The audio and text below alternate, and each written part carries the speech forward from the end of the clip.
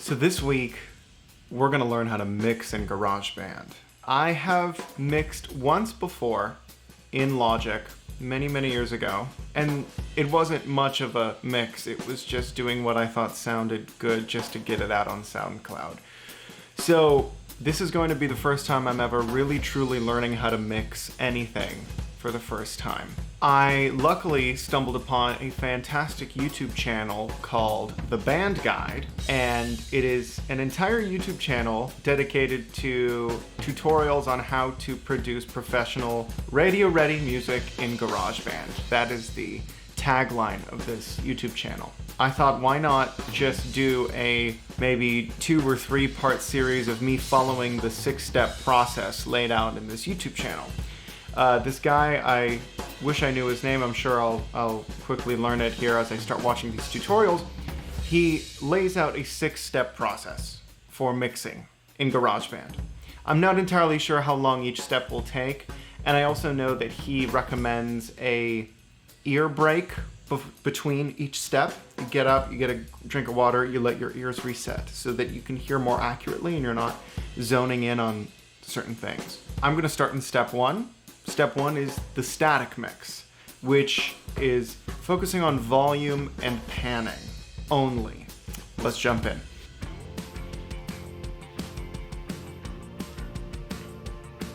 Welcome back to the Band Guide. I'm your band guy, Colin, and I'm really excited about today. Colin Cross. Today is going to be the first part in a 6-part series where I walk you through the 6 steps to a pro mix in GarageBand. Lit. You're going to follow along with me. You're going to be able to see what I'm actually doing when I talk about these 6 steps. Awesome. So if you haven't seen the video where I explain what the 6 steps are, I'll link to that up here. I explain each of the 6 steps there. Already saw it. If you're new to the channel and you're serious about getting pro-level mixes in GarageBand, I am. Be sure to subscribe. Today we're going to be doing step 1, the static mix. Lit. The first thing we're going to do is set the MV meter to on our master track. We want to make sure that we're never too loud at any point in this. Okay, what? Hey! Back to the tutorial. Higher, higher, oh, Okay, so he's just gonna go for it, and he said not to let anything go above -3, so we'll see what we got. Promise I'll be your breather. You don't believe me, breathe. Promise I'll be your breather. You can't deceive me. Oh, turn around and just close your eyes. Don't try to solve. Okay, I think it's the boomy parts that are overblowing it. Yeah, check this out. Yeah, every time. It'll be like at a pretty normal volume.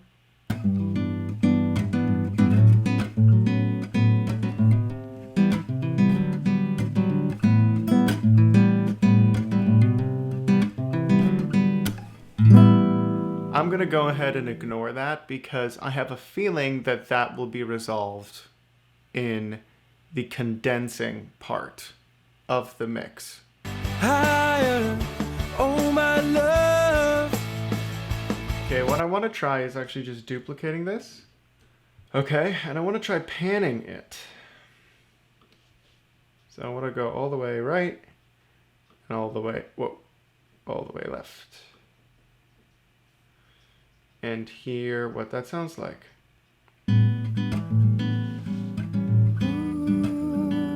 It already sounds a little cooler.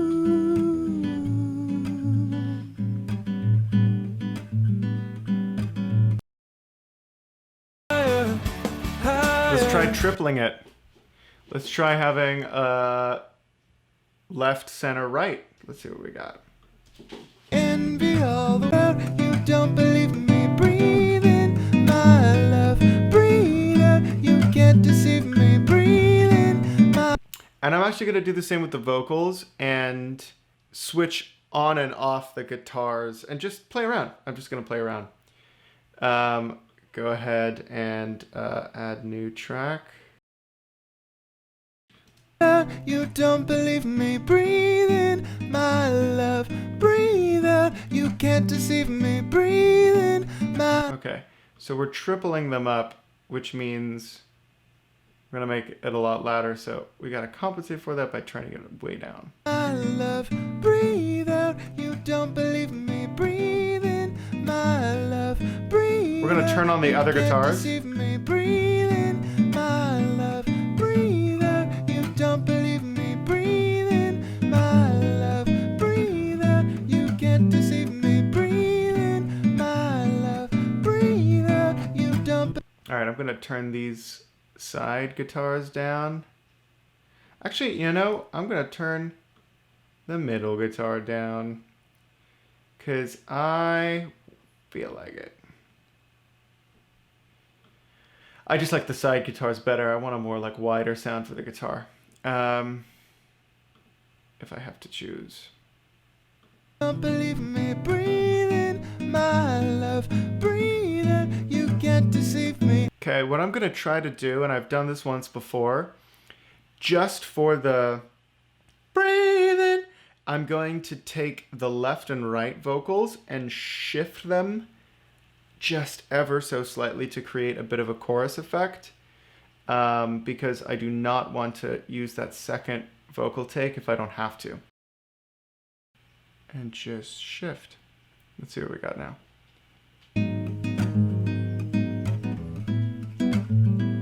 Breathe in, my love, breathe out, you don't believe me. Breathe in, my love, breathe out, you can't deceive me. Breathe in, my love, breathe out, you don't believe me. Breathe in, my love, breathe out, you can't deceive me. Breathe in, I promise my love, breathe out, you Okay, I'm don't. gonna just go ahead and copy and paste it down exactly where it is. Breathe, I promise my love, breathe out, you can't deceive me. Oh, turn around and just close your eyes. Super cool. So I created my own little chorus effect that only shows up on this breathe in, breathe out bridge part. Let's see what happens if we just pan these real quick. Promise I'll be okay. You don't believe me, breathe. I promise I'll be okay. You can't deceive me, breathe. I promise I'll be okay. You know, I already learned a huge lesson just from this, and I'm not even done with the static mix step of this, but if you want anything to sound good, you need to pan it. That's really it. The center is the ugliest part of the audio spectrum. You want things to be environmental and immersive. If you have something come up right in the center, right alone, unless it's for intentional effect, it's gonna sound weak, amateur, and ugly. You want it to sound wide and panned. Beautiful. I mean, this already sounds, to me, a full miles ahead.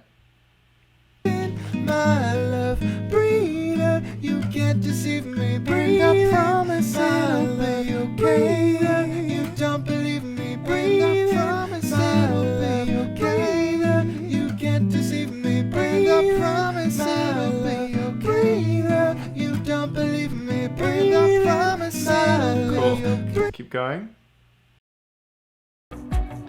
You know what's super beautiful about this? Watch. And when I listen to this,